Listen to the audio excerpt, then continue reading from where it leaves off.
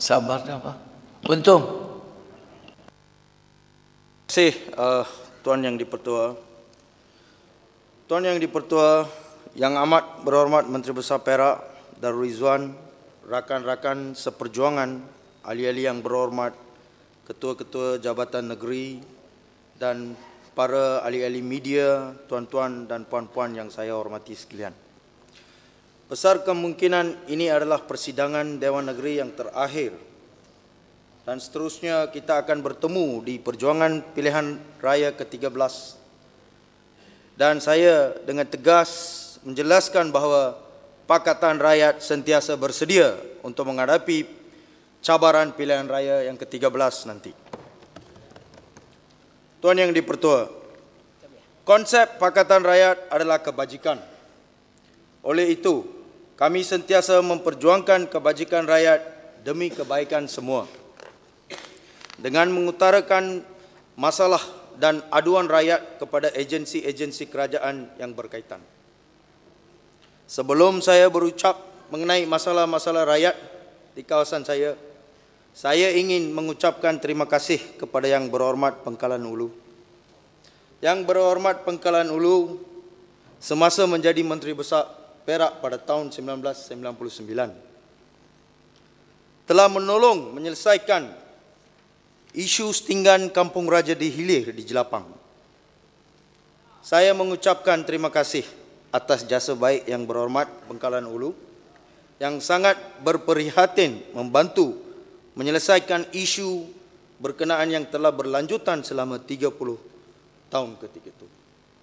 Selamat bersara, saya mengucapkan kepada Yang Amat Berhormat Pangkalan Ulu. Tuan Speaker yang saya disayangi, masalah yang paling terbaru di kawasan saya sekarang ini adalah pencerobohan haram hutan di lereng-lereng Bukit Keledang, di Banjaran Keledang yang juga membabitkan kawasan perkelahan air terjun Buntung. Kawasan perkelahan air terjun Buntung sengaja ditutup oleh seorang individu atau pihak yang tidak bertanggung jawab semata-mata untuk menceroboh serta merosakkan ekologi hutan di kawasan tersebut. Semasa saya mengadakan lawatan kerja ke tempat aduan, saya dapati kain lentang dipasang di jalan masuk kawasan aduan yang tertulisnya air terjun Buntung ditutup sebulan untuk pembersihan sementara. Dan jentolak berat telah digunakan untuk merosakkan pokok-pokok hutan serta air terjun Buntung di kawasan tersebut. Kawasan air terjun Buntung berkenaan juga telah dirosakkan di mana lumpur-lumpur mengalir ke sungai berkenaan dan air terjun ini ditutup semata-mata untuk menjalankan kegiatan yang haram ini. Individu atau pihak yang bertanggungjawab ini dengan sengaja memasang kain lentang berkenaan semata-mata untuk mengelirukan rakyat dengan tindakan untuk merosakkan kawasan lereng bukit dan hutan berkenaan.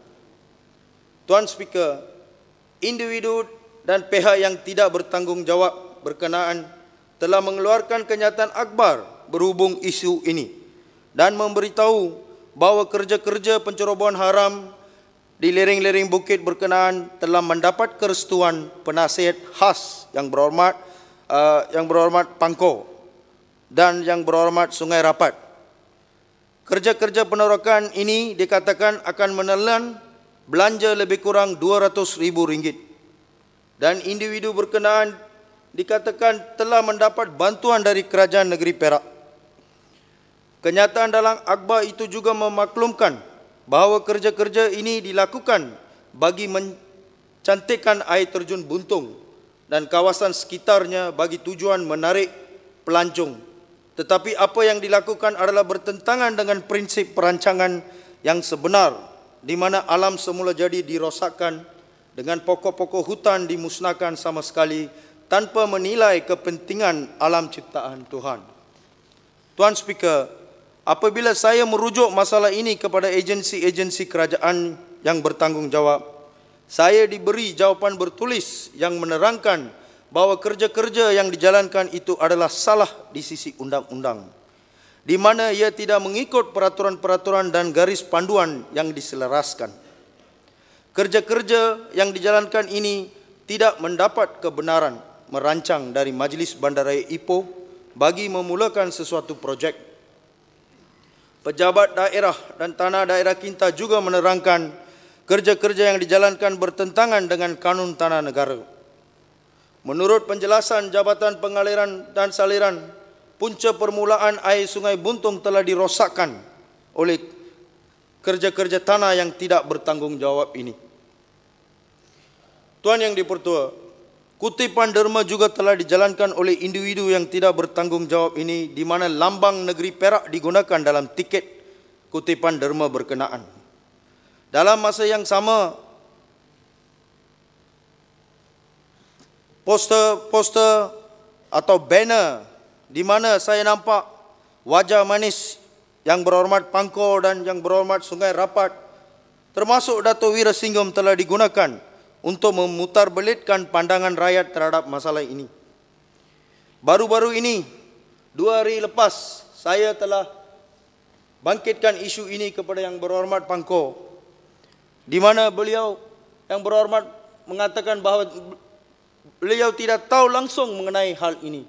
Jadi bagaimana seseorang individu boleh menggunakan, dengan berani boleh menggunakan lambang kerajaan, lepas itu boleh mencetak risik untuk kutipan dana daripada orang awam. Tuan Yang Dipertua, saya rasa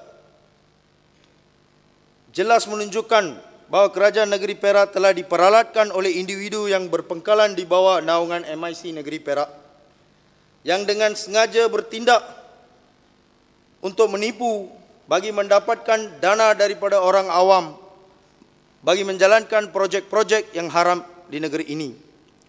Laporan polis telah dibuat berhubung isu ini, dan surat berserta laporan ini juga telah dihantar kepada Ketua Polis Negara dan Ketua Pendakwa Raya Negeri Perak. Saya harap satu tindakan tegas dapat diambil terhadap individu ini dengan sekadar mungkin. Tuan Speaker, saya sangat-sangat berharap tindakan tegas ini perlu diambil dengan segera, kerana sekarang terdapat ramai individu-individu yang begitu berani boleh menggunakan gambar-gambar ahli-ahli politik bagi tujuan-tujuan mereka sendiri. Saya harap kalau tindakan tegas ini boleh diambil dengan beberapa segera, maka satu pengajaran kepada semua supaya lambang dan kerajaan negeri Perak tidak dipermainkan di masa-masa akan datang. Saya memohon untuk mendapat penjelasan mengenai isu ini dari Yang Berhormat Pangko semasa ucapan pergulungan nanti. Tuan Yang Dipertua, baru-baru ini lebih kurang 30 penternak lembu di kawasan Sungai Terap, Batu Gajah telah dikeluarkan notis arahan keluar dari kawasan berkenaan oleh Perbadanan Pembangunan Pertanian Negeri Perak, yang mendakwa penternak-penternak menjalankan operasi penternakan secara haram di kawasan berkenaan. Kawasan ini adalah tanah milik Perbadanan Pembangunan Pertanian Negeri Perak sepenuhnya. Walau bagaimanapun, saya telah menerima satu surat daripada Perbadanan Pembangunan Pertanian apabila saya membangkitkan isu ini kepada mereka, di mana mereka berkatakan bahawa pihak berkuasa negeri telah mengenal pasti satu kawasan seluas 287 ekar bagi menyelesaikan isu masalah penternak-penternak Sungai Terap. Jadi saya berharap kawasan yang dikenal pasti ini diberikan kepada penternak-penternak yang telah mengusahakan tanah ini sebelum tanah ini diberikan ke... Isu ini sudah dibangkitkan oleh Pasir Panjang. Sila teruskan dengan isu-isu lain. Masa yang suntuk.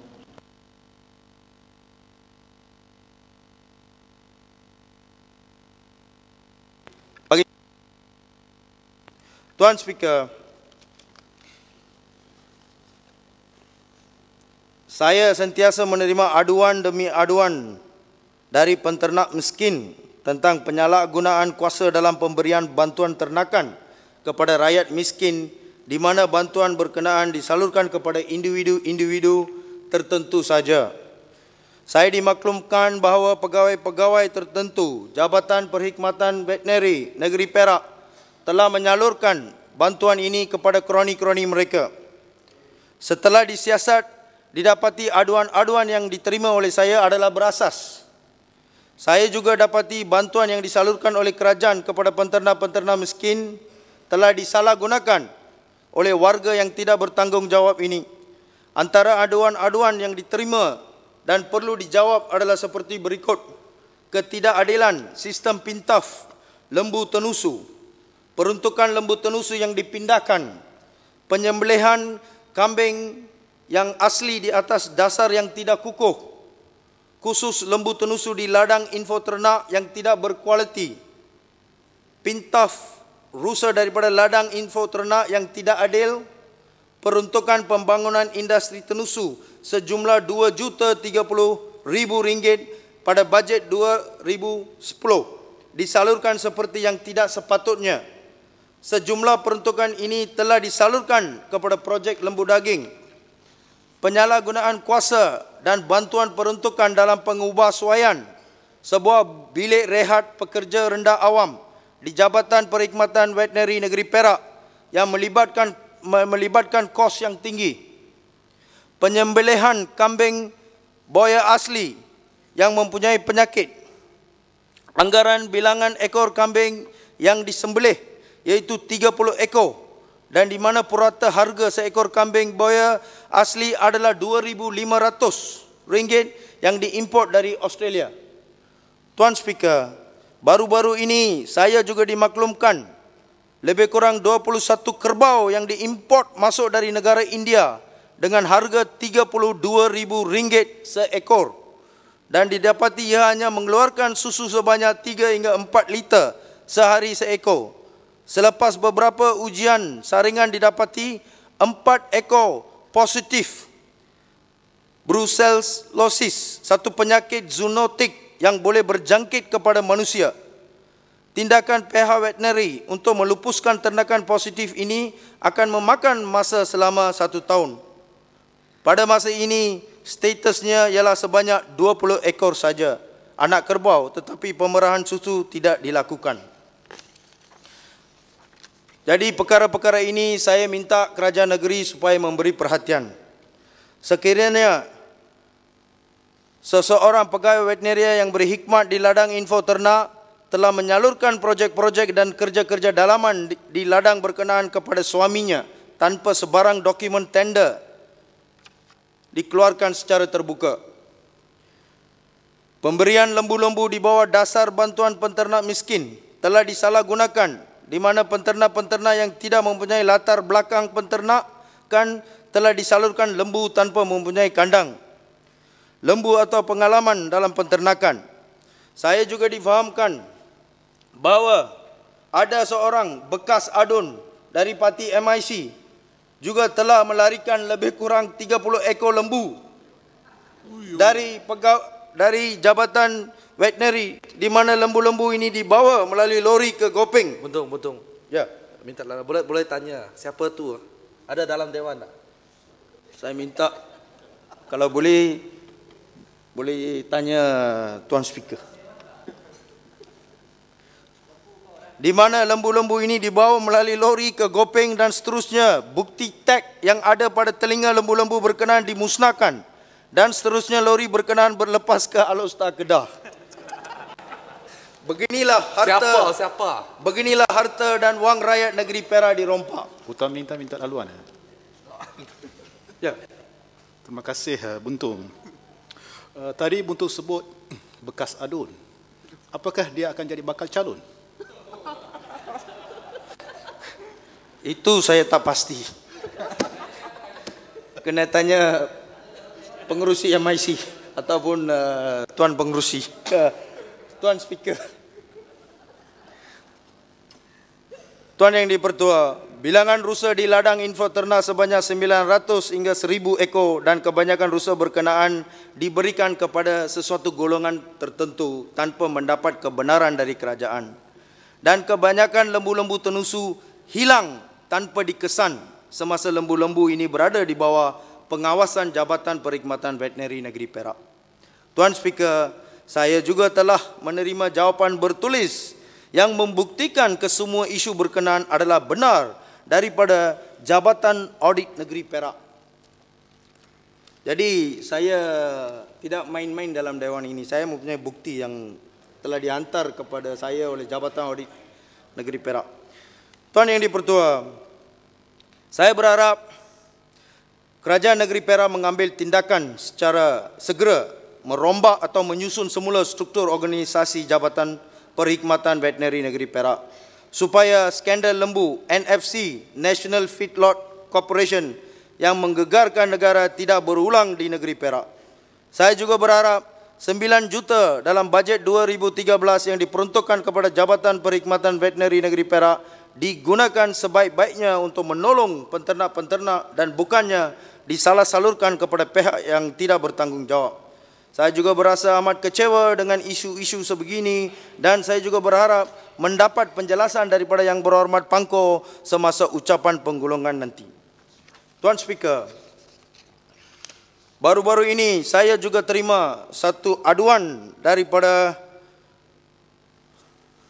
warga Hospital Permaisuri Bainun Ipoh berkenaan dengan mayat bukan Islam di Hospital Ipoh. Tuan Speaker, baru-baru ini saya juga mendapati aduan yang saya terima adalah berkenaan di mana mayat-mayat yang tidak dituntut oleh waris digunakan bagi urusan kajian bagi pelajar-pelajar Institut Perubatan Perak Darul Rizwan yang bersebelahan dengan rumah mayat hospital ini. Jadi saya berharap, saya tidak tahu apakah aduan-aduan ini berasas atau tidak. Saya berharap semasa ucapan pergulungan nanti Yang Berhormat Pangko dapat memberi penjelasan mengenai isu ini. Tuan Speaker, membaik pulih jalan-jalan di kawasan Buntung. Tuan Speaker, jumlah peruntukan yang telah dibelanjakan dari tahun 2008 adalah 14 juta bagi menurap jalan di kawasan Buntung. Bagi tahun 2009, 31 juta. Bagi tahun 2010 hingga sekarang, lebih kurang 19 juta telah dihabiskan bagi tujuan menurap jalan di kawasan Buntung. Tetapi hari ini apa yang saya nampak, kebanyakan kawasan-kawasan di Buntung cuma jalan-jalan yang diturap itu ditampal. Seperti di mana plaster ditampal ke atas luka. Jadi saya hairan ke mana perginya peruntukan yang begitu banyak. Jadi saya juga berharap semasa ucapan pergulungan oleh Yang Berhormat Pangko boleh memberi penjelasan mengenai isu ini, di mana kalau boleh nyatakan siapakah kontraktor-kontraktor diberi tawaran ini, adakah tawaran ini dibuka secara tender terbuka atau tidak. Gulung, Buntung, Gulung.